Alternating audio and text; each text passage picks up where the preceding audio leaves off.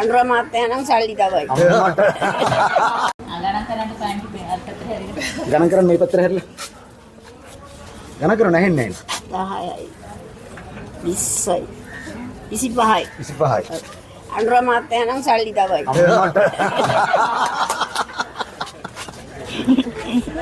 ගණන් කරන්නේ. 10යි 15යි 20යි 25000. බෙදලා තියෙනවා ගාන්ටම.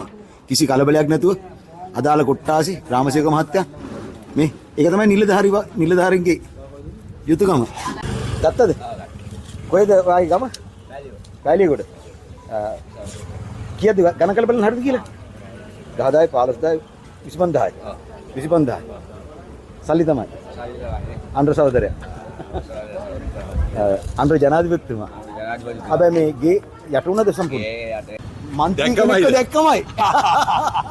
එහෙම කියන්නේ එපා. මන්ත්‍රීවරු ඔක්කොමලා ඉතින් තව තවන්ගේ ගම්වල ඉතින් වැඩේට බෑලා ඉන්නේ. බෑලා ඉන්නවා. ඇත්තටම සජිත් ප්‍රේමදාස මහත්තයත් බොක්කෙන් දුන්න සපෝට් එක. ඔය ඔක්කොම සපෝට් කරනවා. මේක ඉතින් පොදු වැඩක් ඉතින් විශාල මේ ආපදාවක් ඉතින් හරිම කනගාටුදායක තත්ත්වයක් ඉතින් මිනිස්සුන්ගේ අවුරුදු ගණන් මිනිස්සු ජීවිත පුරාම හම්බ කරපු මුදල් ඒ සියලු දේවල් ඉතින් පැය ගානකින් විනාශ වෙලා ගියාම ඉතින් මේ මිනිස්සුන්ට ඒ දැනෙන දුක වේදනාව ඉතින් කියාගන්න බෑ. ඉතින් හරිම ශෝකනීය තත්ත්වයක්.